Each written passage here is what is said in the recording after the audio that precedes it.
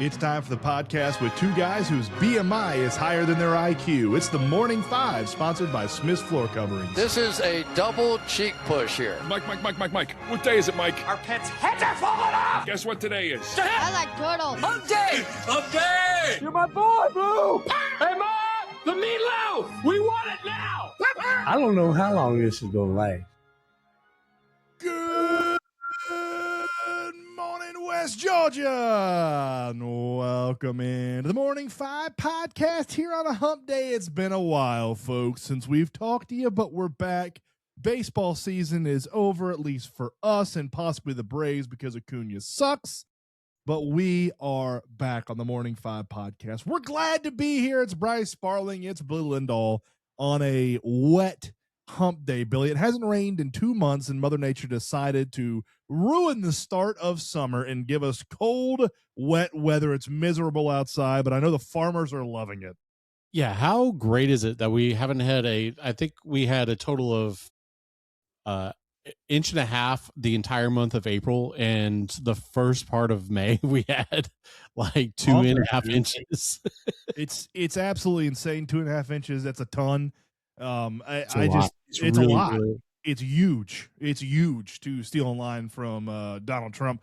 It just sucks, dude. Like the beginning of summer. It's what is it outside? Right? It's not even in the 70s. It's 69 right now outside, and it's wet. It's a wet 69 outside. Like come on. Some summers are fun to start like that, but at some point we got to get the hot weather in here. I want to go to the pool, man. I got in the pool Sunday, believe it or not. I know that's very warm on Sunday. It was fine. It was fine. Gross. Yeah, the kids wanted to get in, so we got in, and I jumped in, and I immediately froze my nuts off, and then yeah, dude, it wasn't like I can't. We got in the pool Friday. The weird thing is, it's 81 degrees in the pool. In the pool, it's 81 degrees. You have a heater? How's it 81 degrees? It's been sitting in the sun like throughout the morning and afternoon. And then, like, when the afternoon storms happen, Yeah. We got in the pool Friday and Saturday, but we were down in South Georgia where it's 90 degrees every single day. So it was a little bit different. Got a little sunburn. Come back up here, and it doesn't feel like summer. Certainly, it feels like spring again. Like I feel like we've, May's supposed to be summer. I know technically summer doesn't begin to like June something, but into May, beginning of June, that's summer. I don't care when summer officially begins. But when school's out, I want 90 degrees, damn it. The official start of summer has always been Memorial Day, right? No, yeah. Yes. Yeah. Yes. So we're there. Oh, yeah. We're there. But the official, like, the summer doesn't start, like, the first day of summer is like June 18th or something. It's like the middle of June. Somewhere around there. Something like that. Something like that.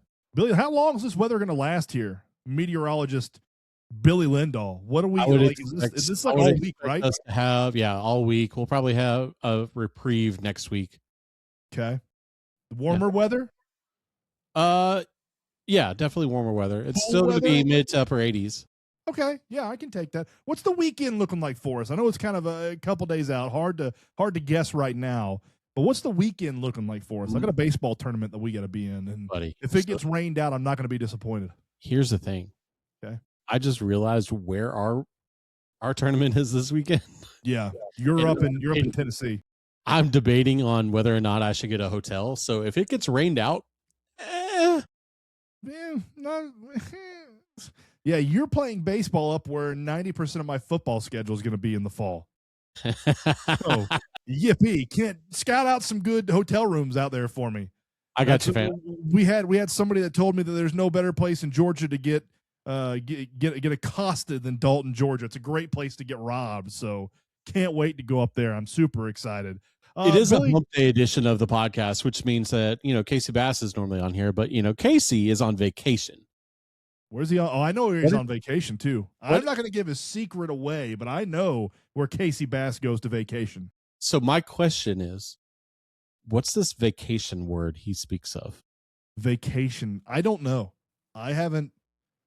I had a mini vacation this weekend, I guess. I mean, I went down and played golf for 2 days. I mean, That's about all the vacation I get. At some point, I think in July, I'm going to the beach, but I don't know. I'm not like my wife. She has friends that have condos on the beach. Like she's going to the beach a couple of times. She's going to Nashville. She might go to Miami. I didn't get invited on any of those trips. So I'll just stay here and make the money, I suppose. Dude, I've got one quote unquote vacation this year. The last 2 years we've gone to PC for a baseball tournament for Gavin, right? Right. Yeah. This year, our baseball tournament is in Cooperstown, New York.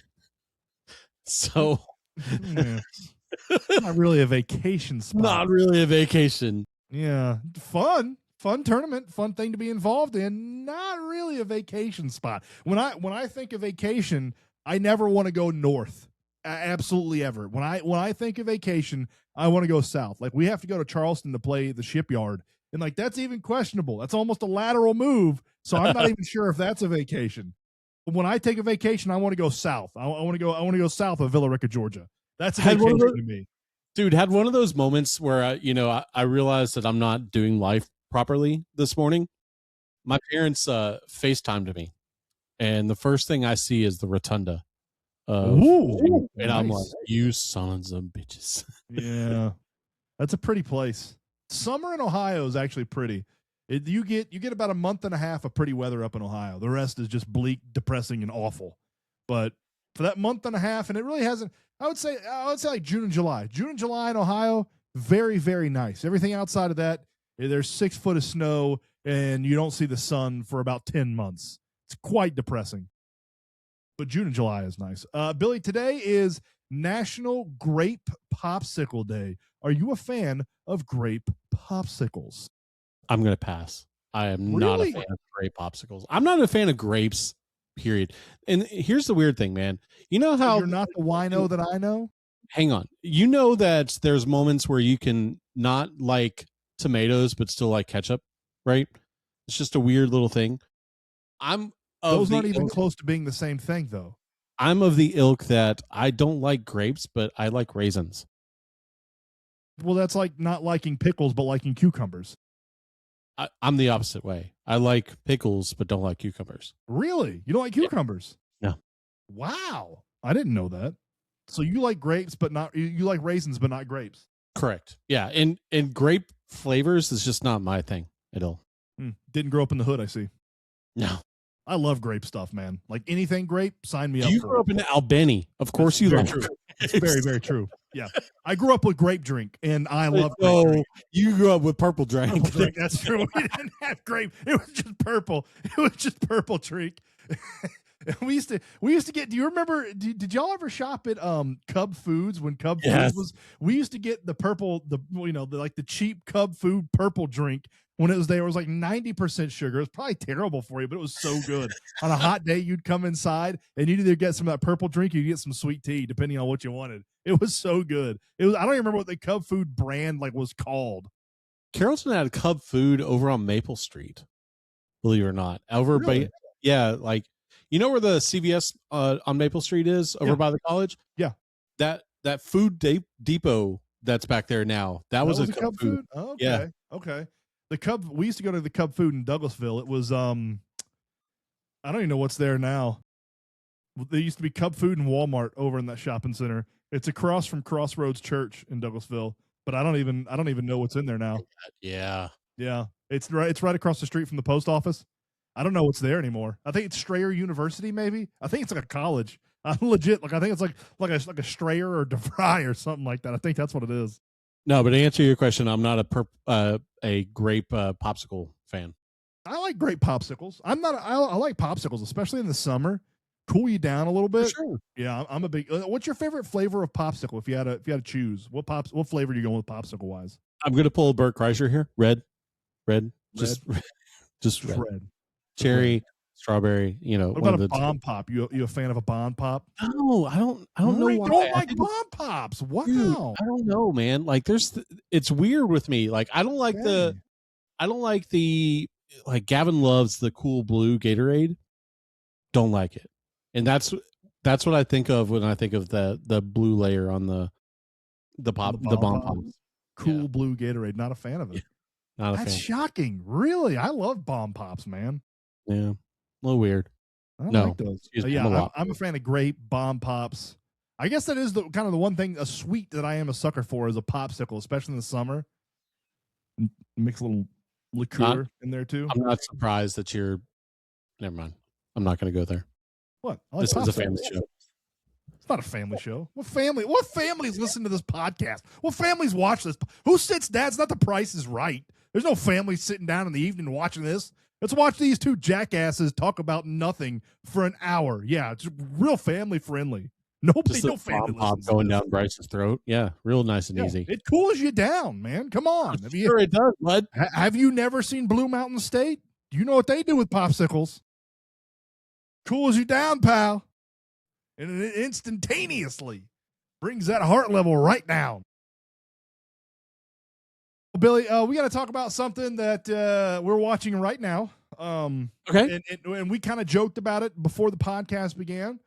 Talk about a team that I feel like over the past 4 or 5 days have done their best at not trying to win a ball game. And it's kind of nice to be in the position we were in with the Braves as we just almost gave up another 2-run shot. It's nice to be in the position we are in with the Braves. We're almost a third of the way through the season. I think we still have the best record in baseball.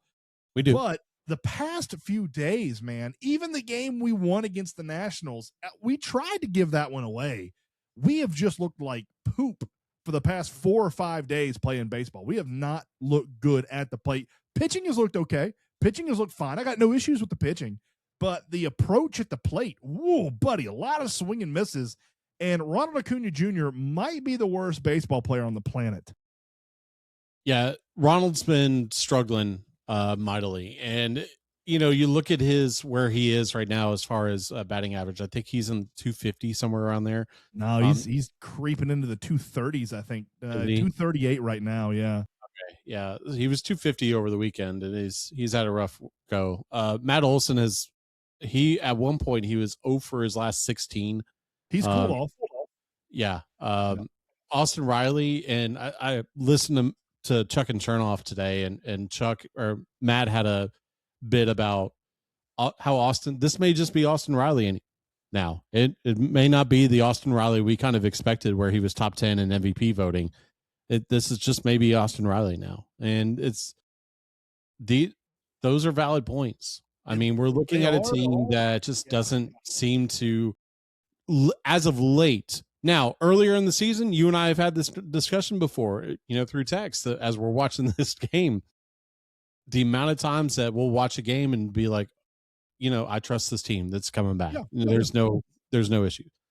Yeah, and my complaints are only over the past 4 or 5 ball games. Yeah, and you know that sounds like that's a very spoiled approach to take to an MLB. You play 162 games, like that's a very spoiled approach. I think we got kind of ruined at the early part of the season.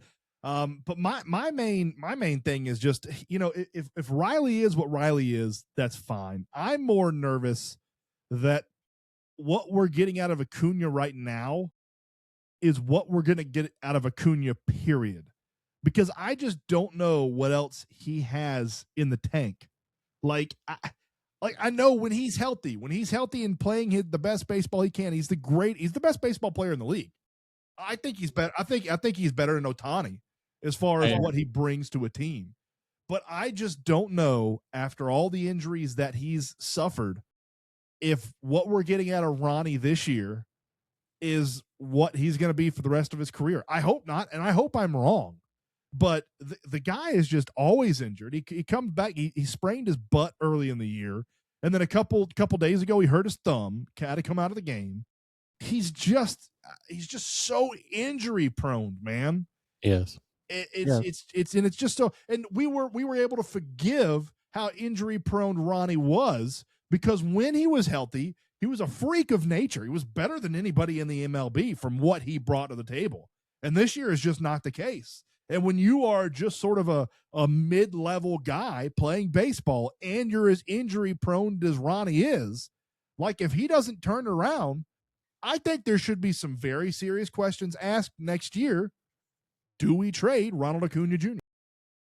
Whether it's trade or figure out something to do with him, because he is going into, I believe, his final season of his contract next year. I think I so. I believe think you're right. it's 27 or 28, one of the two. Yeah. And that's, typically AA will negotiate with a player beforehand, before their final year if he's going to keep them, right? And so this is going to be a really interesting as Ronald Acuna is stepping up to the plate. Yeah, I was about to say Ronnie's going to hit a bomb here as we're trashing him, or as I'm trashing him.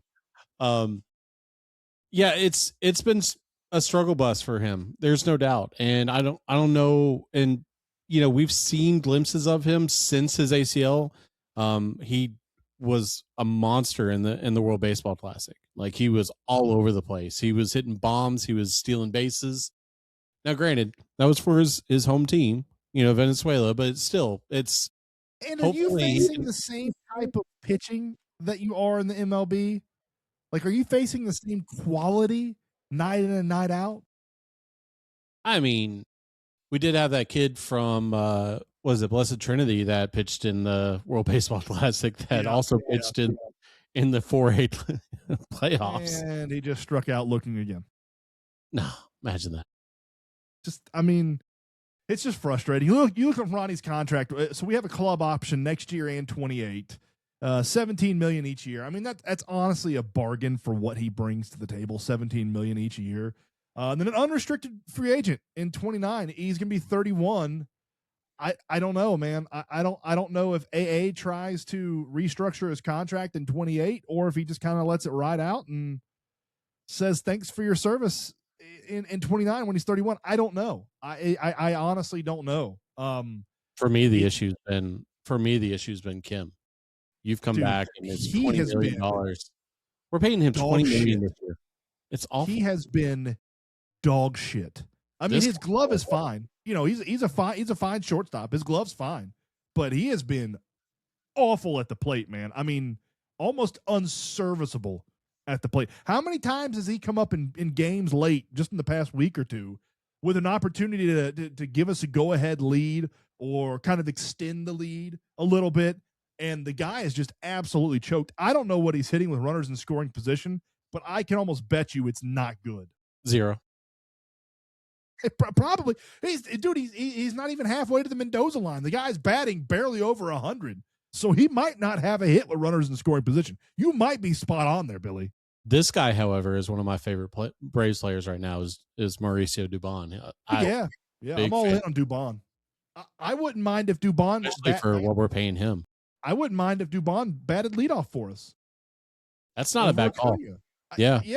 Like, I don't know. We're in a very privileged spot to be talking about the Braves and complaining about the Braves when we have the best record in baseball. Yeah, and here's the thing. We've got Strider's giving up 2 home runs tonight, but it's also Boston home runs. Okay. Right. 2 solo shots. That's fine. And that's going to happen. You've got Chris Sale, who is doing Chris Sale things and just looking ridiculous. Bryce Elder is having another all-star season so far and looking absolutely incredible. The loss that he took last week where he had given up the 2-run bomb in the 8th inning when they were up 2-1, and he goes back out there for the 8th and gives up the 2-run bomb to give them the lead. That was just painful. And I hated it for him because Bryce had worked his ass off. But man, I'm a big fan of this team as a whole. I love this team. Did he do it? Did he do it? He did it. Tie game. 2-run shot. He did. Tie game. Talk about have a year. Dude, Olsen has been. I know he's gone through a bit of a slump as of late. 3 weeks. Yeah. But dude, the start that Olsen has had was white hot. I mean, it's the hottest start. So I'll give Olsen a pass on if he slumps for 2 to 3 weeks, because you can pencil him in the lineup night in and night out at first base and in that 3-4 slot in the lineup wherever they decide to bat him, because he's always healthy. I think that's the one thing that aggravates me most about Acuna is it's day, like he's always day to day. Like he should always be on the injury report as day to day. Like the guy could get a thumbnail and be out for 2 weeks. It's insane. It's crazy. But the pitching has been good. Like you said, Strider's been good. And they said something. I was listening to the Miami Marlins broadcast when we were driving back from Americus because I couldn't get 680 from where we were at, so I had to listen to XM radio, and it was the home broadcast. So I was listening to the Miami Marlins, and they were talking about how much more dangerous Strider is this year compared to other years because he doesn't have as much zip or as much pep on his fastball, and it's forcing him to throw other pitches and become an expert at other pitches and kind of picking spots. And they said that is going to make him this year, in our opinion, a much more dangerous pitcher for the Atlanta Braves. I'm all for it, man. And honestly, watching him pitch, it seems like he's very much, he kind of reminds me of Bryson DeChambeau, and he's very much like he's got a mentality that he's got to release it at a certain angle for his velocity to be at a specific spot. It's very scientific the way that Strider does things versus, other pitchers where they just do it by feel. And it's a fun team. And you and I have talked about this many times, but it's a fun team to watch night in and night out, just simply because of what was built on this team. And this team doesn't feel like they feel not jilted, but they feel really pissed off about how last year went, and they don't want that to ever happen again.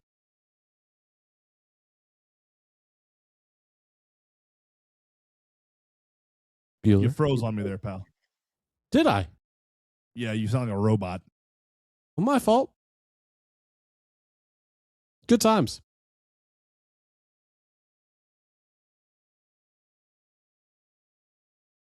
Good thing it's loading from the other side. So still a robot. Anyway. Well, you talked about how good Bryce Elder and Chris Sale have been.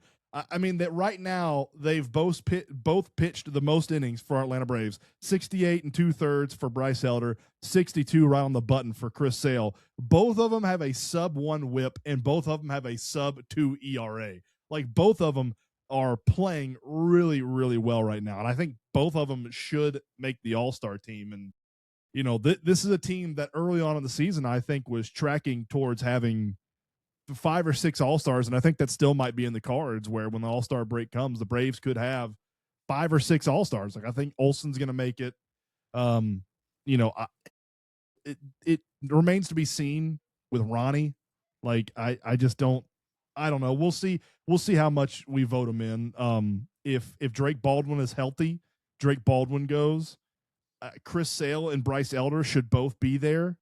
So, and Ozzy's been playing really well. I mean, Ozzy's batting close to 300 right now, I think. Yeah, he should be a shoo-in for the second base job. And Mauricio Dubon should definitely get a nod at the All-Star game as well, the way he's been playing. And off the top of my head, I mean, Michael Harris also almost at the 300 mark. Like, is that who other center fielders might get that? So the Braves could legitimately have 5, 6, 7 people go to the All-Star game, depending on injuries and stuff like that. So, we like to complain, but right now we're sitting at 36 and 18 and trying to get to 40 here in a couple days. So it's nice to complain about stuff like this compared to last year where we were like 18 and 36 at this point in the year. Let's do it against a bad team like the Red Sox. Yeah, take care of them, man. No reason we should have lost to the Nationals. Why do you lose a series to the Nationals? There's no, I mean, a guy almost no hit us that came in and out like a 7.5 ERA in the season. Like what the hell? The Nationals lead the Major League Baseball in runs scored. They know how to run. They know how to score. Yeah, but they only scored what? I mean, in the 2 losses we had, how many runs did they score? 4 total? We couldn't hit. 4 in the 2 losses, yeah. Yeah, it wasn't a fact of they were just hitting the ball all over the place. It was we couldn't hit shit. I mean, that's what it boiled down to, is we couldn't hit the damn ball. We had terrible ABs versus the Nats. I didn't understand it. Awful. Billy, something happened in the NASCAR world over the past week. I know you're not really tuned into the NASCAR world as much as Matt and I and Gavin. But Kyle Busch passed away on Thursday. Thursday afternoon. It was pneumonia that progressed and became sepsis. Anybody who doesn't follow NASCAR, about 2 weeks ago or 2.5 weeks ago at the race at Watkins Glen, after the race was over, as they were doing the cool down lap and Kyle Busch was coming into the pits, he was asking for a doctor to meet him at the trailer to get a shot.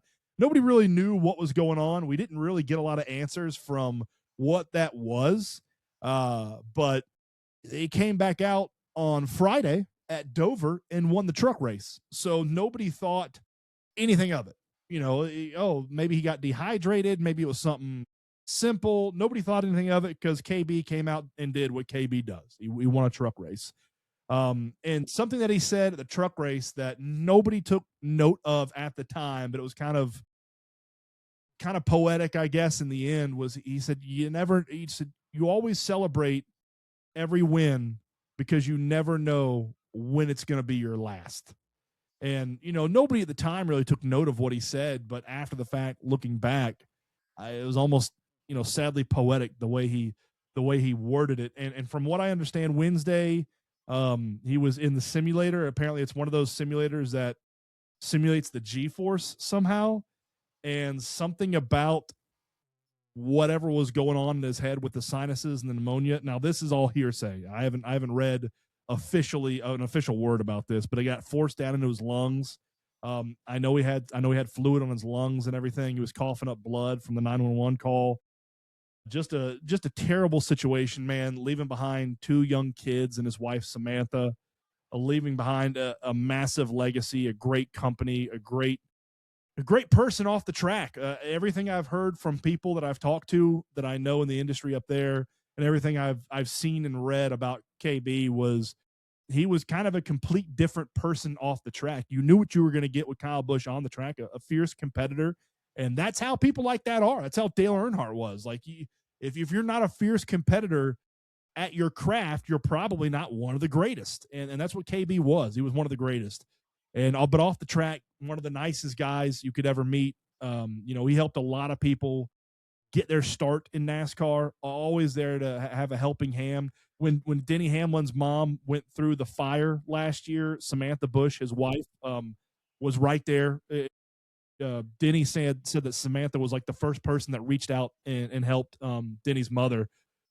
And they've been very vocal about the in vitro fertilization, the IVF stuff that they've had to go through. I think I read a stat today where it said because of the money that Samantha Busch and Kyle Busch have donated, 111 in vitro babies have been born. Like they have been responsible for over 100 babies. Kyle said, it kind of hit me. He said, we were sitting there at the IVF place and a couple walked out talking about how much it was.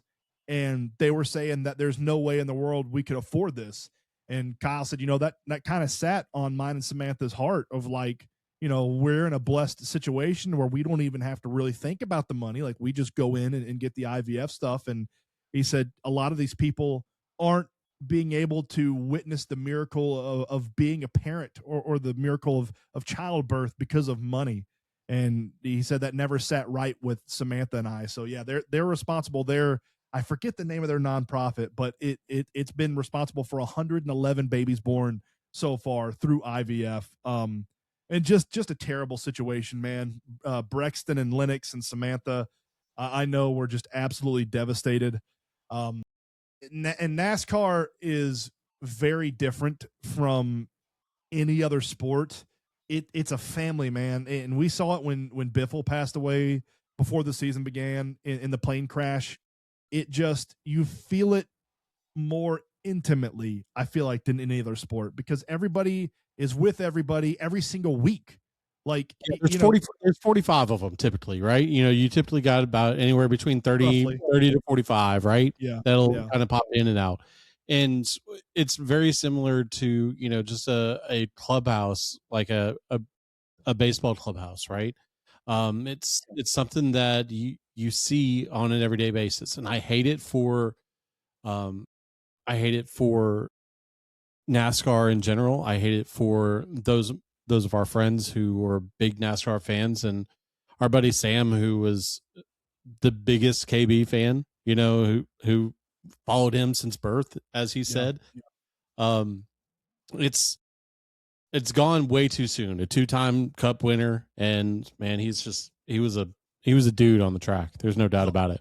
All time winningest racer between the 3 series, between the trucks, the Busch series, and Winston Cup or Cup series. Like he's the most winningest driver of all time. And he kind of said that he was not looking forward to racing against Brexton in the truck series. And I think once Brexton got in the truck series, I think KB was going to kind of take a step back, maybe do 1 year in the trucks and then take a step back and kind of run Brexton's career.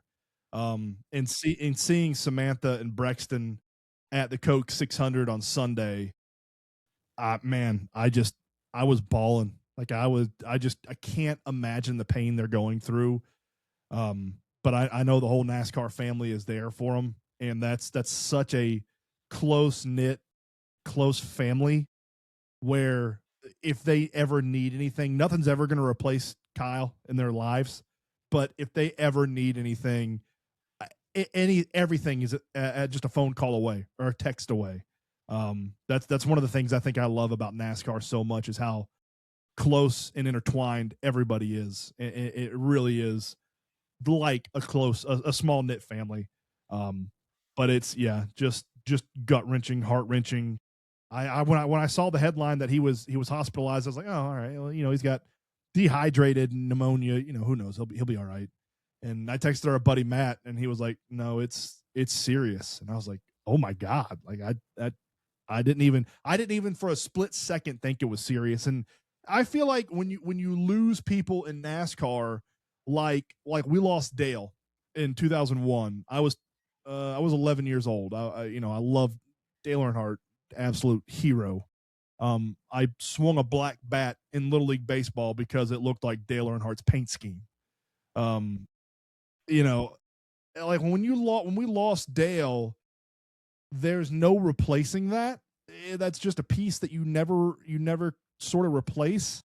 But he died doing what he loved. Like every racer knows when you strap into that car every single time. NASCAR's done a great job since Dale's passing of making it much, much safer. But every racer knows when you strap into that car, there's a possibility. It's a slim possibility, but there is a possibility that could be the last time you ever strap into a car. They go into it knowing that. But when you lose people like Biffle in a plane crash, or you lose KB to sepsis, like stuff like that just happens out of the realm of normalcy. Normal. Out of the realm of normalcy. Like that, I think that is what makes it so gut wrenching. Is it was so quick, and it was so out of left field, and 41, dude. Like, I mean, 4 years older than I am. He's like that. He's my age. Yeah, like I mean, that's and a guy with much more means than we have. Yeah. I mean, my heart goes out to Brexton and Lennox and Samantha. They're in our prayers. I don't know. It was just absolute waterworks, the Sparling household on Sunday for the Coke 600. I'm glad Samantha and Brexton decided to go out there and be with everybody. I think that was a big step in the healing process. And Kurt and his mom and dad were out there. I thought that showed an insane amount of courage and strength. And Brexton, 12 years old, being there for his mom, mom just crying on his shoulder. And I mean, Brexton just, man, I can't tell you the strength it took for Brexton to stand there. And I forget Kyle Larson's son's name, but Kyle Larson's son came up there and kind of, embraced Brexton and gave him some support. So just a horrible situation. And you can't wrap your head around it sometimes, stuff like that. But T's and P's to the Busch family and RCR. Richard Childress, Earnhardt raced for RCR, or Earnhardt raced for Childress. So, Richard lost Earnhardt in 01, losing KB in 26. I mean, that's gotta be gut wrenching. So no doubt. It just a sad situation, man. And I thought something cool over the weekend happened with all the winners of the race. The number 34 won the Busch Series, and the number 7 won the Cup Series. And then hold on, what's 34 minus 7? 17. 34 minus what? And then 9, I think, won the Truck Series. But wherever the numbers were, if you subtracted them all, they added up to 18, which I thought was cool, which was Kyle's number. So yeah, T's and P's to the whole Busch family, the whole NASCAR family, everybody that's grieving. I just blown away, shocked, devastated, sad. T's and P's to Samantha and them. Bryce, it is a hump day as we move past the KB discussion, and that means top 5 discussion. Hump day. What's our you top gave 5 me today? a top 5 that is very interesting. Yeah, I did. Top 5 John Candy movies. Did it jingle your jangles? Man, What an actor. He was so good. And you look back at his filmography and you're like, oh, I forgot about that cartoon. Oh, I forgot about. Yes. Because I went back and pulled up John Candy on IMDb. Yep. Because I was like, Same. I know sort of what I want to put on this list. And then I went through so many movies. I was like, I didn't know he was in this movie. I've never heard of this movie. I want to watch this movie. I added like 4 or 5 movies to my must watch list of John Candy that I've never seen or never heard of. Yep. So I've got an honorable mention. Do you have an honorable mention? I do have an honorable mention. I have one honorable mention. My honorable mention for John Candy movie, and this might be in your top 5, but it's not one of my favorite John Candy movies. And I might get roasted for this. But in my honorable mentions for John Candy movies, it's Cool Runnings. Okay. I don't hate That's it. a good one. That's a good one. I don't hate it, just not one of my top 5 favorite John Candy movies. He Cool was Runnings so and honorable good. mentions. He was so good in that. But It was. Yeah, it was very good. my honorable mention is Rookie of the Year. You know, there were a couple ones. He has more of a role in that one than, like, I was thinking of some other John Candy movies that I was like going back and forth on if I should put them on here. Same. Like movies like the Blues Brothers, and you know, if you have any of these in your list, don't say anything. But these were just ones that I kind of omitted because he didn't have a massive role in any of these movies. Like you think about the Blues Brothers. I didn't put him. I don't consider that a John Candy movie. Okay, I don't either. Home Alone, where, you know, I don't consider that a John Candy movie. Do you? No, but he's in it. He is. Yep. Same thing with the Vacation movie, National Lampoon's Vacation. Yeah. Like, you know, he was in it. He had a funny part, but I don't consider that a John Candy movie. So I didn't consider those for my top 5. Okay. I'll start with my number 5. My number 5 is a combination. And combination. Yeah, it's a combination. And it's kind of it goes along with what you were just saying. My number 5 is Home Alone and Blues Brothers. It was just 2 movies that I think he had incredible parts at. Him being the polka singer. Polka. Dude, the funniest part, and I didn't catch this as a kid, but when John Candy is talking about how popular his polka band is, he's talking about how popular they are in like towns that probably have a population of 1,000 people, maybe. Just like in the most remote, desolate places in the Midwest. It's like, he was like, we're all big in Sheboygan. It's just polka, polka, polka. He's really good in that role, yeah. And then when he sits down for the Blues Brothers, Orange Whip. Yeah. Hold on, I haven't even heard these guys sing. Sit here and listen to them a little bit. Orange Whip. But those are my 2 number 5s for John Candy. I don't mind that, combining them too, because he was good in both those roles. He wasn't really a main character, but he was good in both of those roles. At number 5, I have Stripes, which I have not. Stripes is so good. Now I'm pissed. I forgot how good he was in Stripes. So funny. He's in Stripes as Ox is his name in Stripes. He's in there with Bill Murray. I don't know. It's like a late 70s, early 80s movie. It's fantastic. If you hadn't seen Stripes, go watch it. It's a great comedy. But yeah, John Candy in Stripes. My number 4, Cool Runnings. He was just so good in Cool Runnings, man. Loved seeing him. How just his deadpan comedy in that movie was just ridiculous.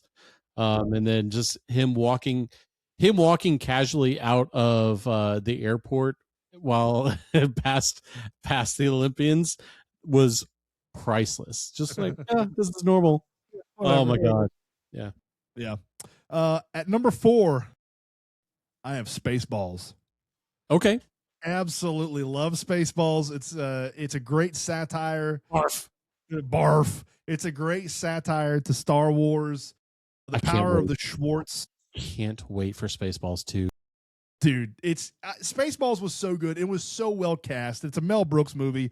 I don't know if I've ever seen a Mel Brooks movie that I didn't like. So yeah, at number 4, I have Spaceballs. He was great as Barf.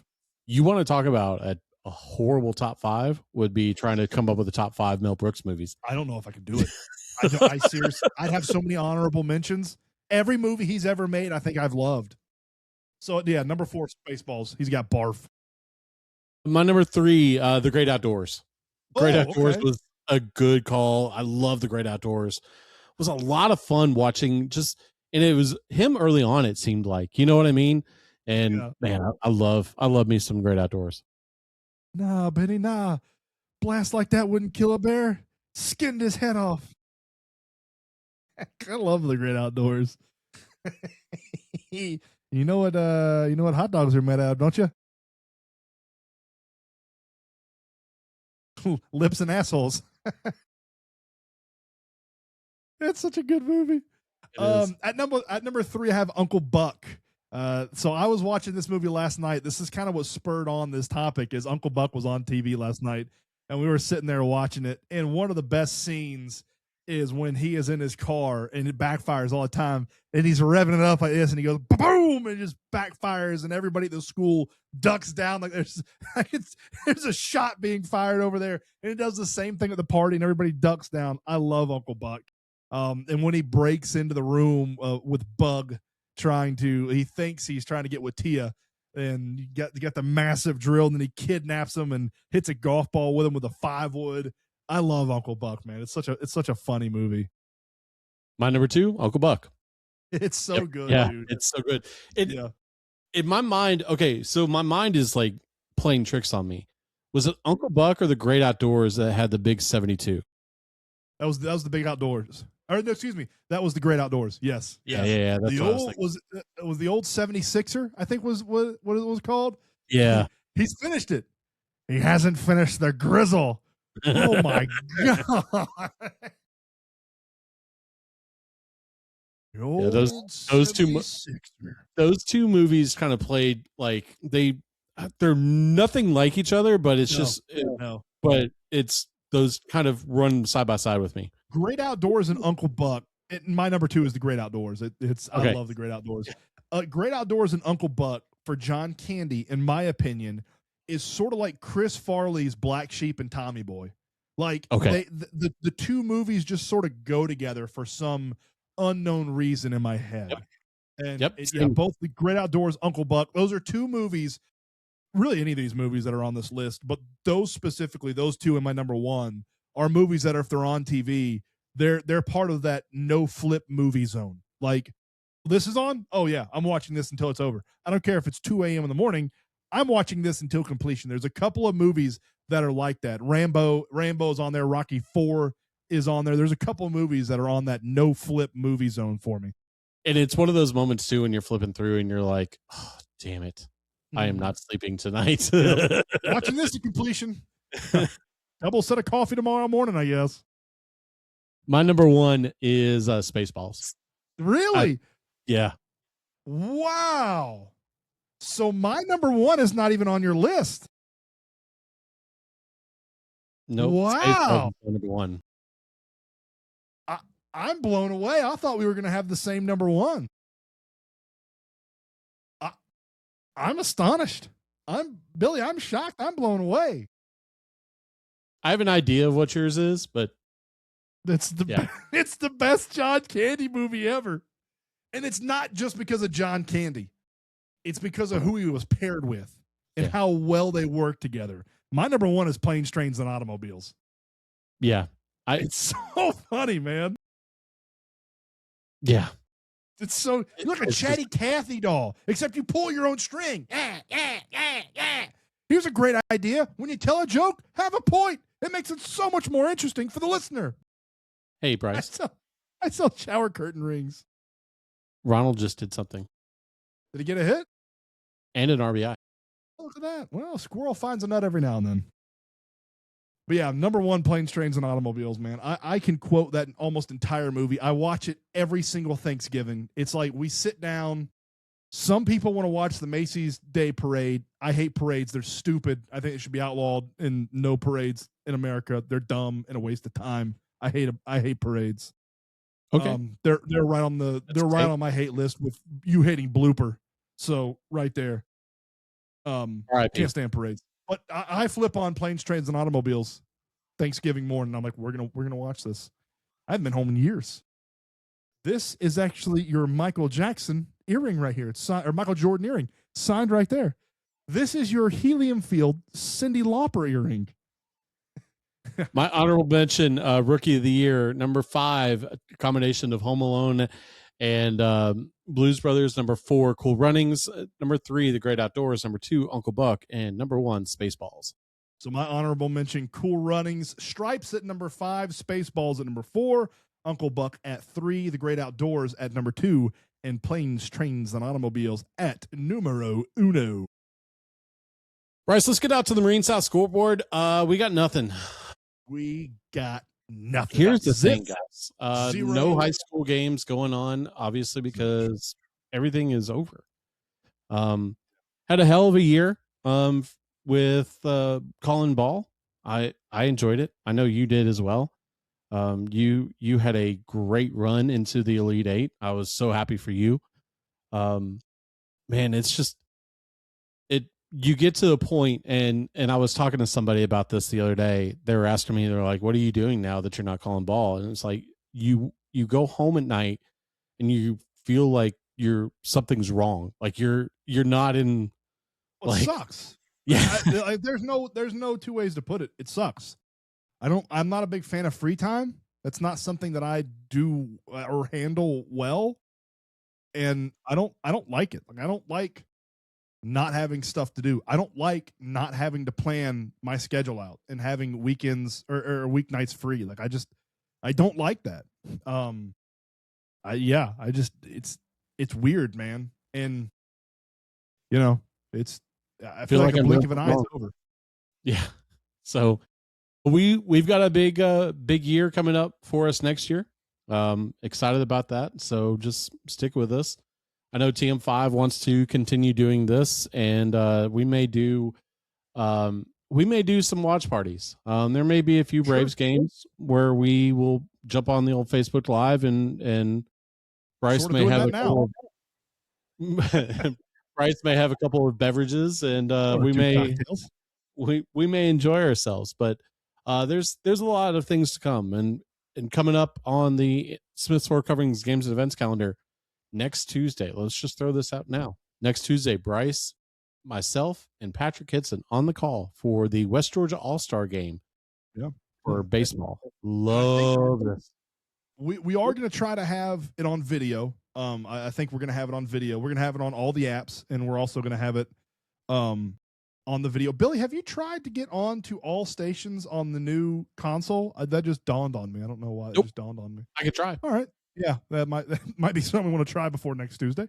But we'll have it, I believe, on all of our apps. We're also going to try to stream it on Facebook Live. If anybody watched any of the Villa Rica games this year, it'll sort of be similar setup. And we're also going to have some cool stuff. I think we're going to do some on-field, like in dugout interviews with the coaches and players. And we are also going to mic up some of the players during the innings. Now, the mic'd up segments will not be live. Those will be recorded, and we'll be releasing those videos, throughout Wednesday, Thursday, Friday of next week. That way we can edit them and stuff like that. But yeah, I think some cool things happening next Tuesday with the West Georgia All-Star game. Hopefully we should have some good weather by then. I think it's supposed to be back to being pretty. Fingers honestly. crossed. Fingers crossed, man. That'd be great. Hey, Billy. The end of the year, school year just happened. For both of our families. I, I I'm going to bring up something. I'm going to see if this aggravates you as much as it aggravates me, and I think you might know where I'm going with this. I don't know why it pisses me off, but it does. It just, you know me. I'm not a big fan of celebrating mediocrity. If you do something exponential, then I think it should be celebrated. If you do something that is expected, it should not be celebrated. I don't, nobody applauds me every morning I wake up and don't piss my bed because it's expected of me. Fair enough. I hate celebrating mediocrity. And it brings me to the end of the year celebrations for all these youngins. Stop buying them congratulation grad balloons when they finish pre-K, kindergarten, 5th grade, or 8th grade. Stop bringing them flowers. Stop bringing them balloons. Stop making it like they did something monumental in their lives. They did the bare minimum. And I can tell you now, I'm married to a teacher. I got a lot of friends in the teaching world. Kids don't fail nowadays. They go to the next grade regardless. So stop celebrating mediocrity. Tell them congratulations. Buy them an ice cream. That's fine. Don't bring them frickin' balloons. Don't bring them flowers. Don't bring them shit that says congratulations grad. They didn't graduate anything. They got shoved on to the next level. I hate that. I hate celebrating mediocrity. When they graduate high school, sure, get them a congratulations grad balloon then. When they graduate college, absolutely get them a balloon then. Pre-K, kindergarten, 5th grade, 8th grade, grow up. Don't buy them a damn balloon. Ridiculous. So I'm with you. Number one, let's throw this back to 1992. Was the first year I was in school, and they had a kindergarten graduation. I distinctly remember this, where they actually dressed us up in like cap and gowns. No joke. I remember kindergarten. Would you do? Not shit your pants? I remember. That didn't happen. I remember. I didn't get that certificate at the end of the year. Successfully didn't shit pants. Didn't make the cut. I remember distinctly my cousins having an 8th grade graduation in Chicago. Like things are, but now what you're starting to see, Bryce, is this is the time and place of the influencer. This is, let's get videos and pictures out that I can make money off of on Facebook and Instagram, and that's what you're seeing. Yeah, I guess so. We didn't have a graduation per se at Villa Rica Middle School. Like they just had an awards ceremony, and they got like AB honor roll, A honor roll. Everybody got like a completion thing. Like that was cool. We didn't even do a 5th grade graduation at Clinton Hines, but it was an awards ceremony. Like that's fine, give the kids awards for that. But the people that were celebrating it and treating it like a graduation, like grow up. Like come on, it's 5th grade, it's 8th grade, it's pre-K, it's kindergarten. Like you talked about Emily being a teacher, right? Yeah, Katie's a former teacher, and she and I walked away from the award ceremony, and she was like, why are we celebrating getting A's and B's? Why is this a thing? And I'm like, we didn't. I remember it was like you either get all A's or we never had an AB honor roll. It was all A honor roll. They had 3 honor rolls at Bremen for 6th grade. They had a merit roll, which was A's and B's, multiple B's. They had a honor roll, which is all A's and 1 B throughout the year. And then the principal's roll, which was all A's. Why do they come up with names for it? Why don't they just call I don't know. All A honor? Oh my God. That's we were joking at one point. I don't even remember what ceremony it was at. I was like, next year I come to these things, we're gonna have an A, B, and C honor roll. Like successfully can tie your shoe honor roll in 8th grade. Like it's celebrating. We should be harder on kids. We shouldn't be making it easier. We shouldn't give them more breaks. It should be harder. Stop celebrating mediocrity. 100%. That's my rant for the day. Hold on. I should have played this. He's got opinions, bad knees, and zero filters. Loud noises! It's time for Uncle Casey's Soapbox. May God have mercy on your soul. I mean, that work. I do have bad knees, and I am unfiltered. Like that sort of works for Casey and I. I mean, that's sort of interchangeable. I filled in the role of Casey Bass today with that rant. Well, you see, I'm not done. You see it when we go to you and I see it all the time at baseball tournaments. You finish second in the aluminum foil bracket. You win. You go 1-4 all weekend. You get a freaking ring. Like, what are we doing? They do it in gymnastics. Like in gymnastics, the one that's Willow in, it's the 50% plus one. So if there's 14 people in the competition, 8 people get medals. Like stop it. Stop celebrating mediocrity. Cut it out. Participation trophy, baby. Great. Participation trophy, baby. Oh my God. It's, I mean, I feel like I'm in Meet the Fockers. Oh, they got ribbons all the way up to 8th place, Greg. So awful. God, I hate it. Just grinds my gears. That's all I got, Billy. That's it. I'm done. Yeah. I'm done ranting. You got anything else today? No, thanks to Hannah Strawn for another cup of coffee. We just didn't have anything else. Yeah, we do. We've another cup of coffee brought to you by Realtor Hannah Strawn. Shout out to Sam Turner, new head coach over at Temple. He is taking over for Jared Aldridge. Jared Aldridge has stepped away, and actually Jared Aldridge is leaving Temple and going to Central. Okay. Where he will take on a assistant role on Riley Presnell's staff. So shout out to Jared Aldridge for moving over to Central. Good to see him. And then Sam Turner, former Carrollton Trojan, who Trent Bianco is very fond of, and will be taking over for Jared at Temple. And Seth Rogers is a big fan of, too. So, do you want me to give you on this day? Yeah, give me an on this day. On this day in sports history, 1993, baseball player Dale Murphy ends his career after 398 home runs. And that reminds me, T's and P's to Bob Horner and Bob Horner's family and everybody that kind of grew up watching him. Bob Horner and Dale Murphy, teammates. And a lot of those Braves teams, the Braves teams that maybe the record didn't kind of show how good they were. But yeah, T's and P's to Bob Horner's family and all of his fans out there. Little known fact, and you probably didn't know this, Bryce. Casey Bass's original Twitter page was something like not Bob Horner. Okay. I remember it distinctly, it being that way. It wasn't Seabass Radio. It was something like he was doing a shout out to Bob Horner, but he's big fan. One of his favorites. Not Bob Horner. All right. I like it. Yeah.